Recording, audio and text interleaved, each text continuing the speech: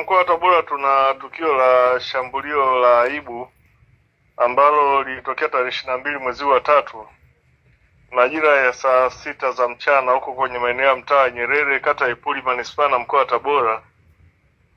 Alifanyiwa shambulio la aibu kwa kunyonyeshwa sehemu za siri na Ibrahimu Kitundu mwenye umri wa miaka 18, Mnyaturu na mkazi wa Ipuli.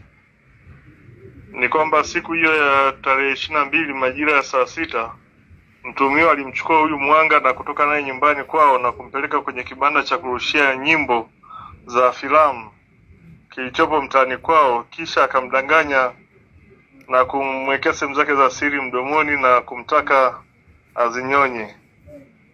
Mwanga alifanya kama alivyoelekezwa na baadaye alimwacha. Hata hivyo, walipomuona akiwa anamchukua mtoto huyo walimfuatilia na kumkuta Mwanga akiwa ndani ya kibanda hicho huko akiwa anatapika.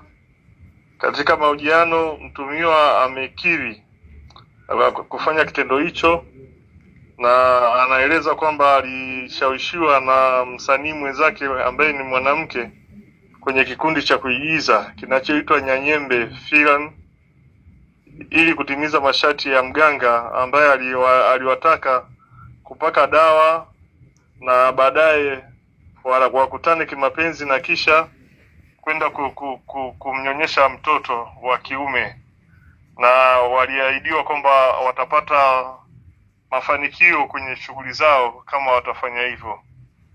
Mtuhumiwa anashikiliwa kwenye kituo cha polisi na chanzo cha tukio hili ni zile imani za kishirikina ambazo wamekuwa nazo na hatua nyingine za kisheria zinaendelea kuchukuliwa. Mimi nishukuru jamii kwa kutupa ushirikiano na kuweza kumkamata mtuhumiwa huyu. Niombe jamii ya Wanatabora kuendelea kutupa ushirikiano, kwa pamoja tukemee matukio ya ukatili, tuhakikishe kwamba wale wanaothubutu kufanya wanachukuliwa hatua, na hii itakomesha matukio haya kwenye jamii, kwa maana kwanza jamii inatakiwa kuyakataa na kwa pamoja tutaweza kukomesha matukio ya ukatili.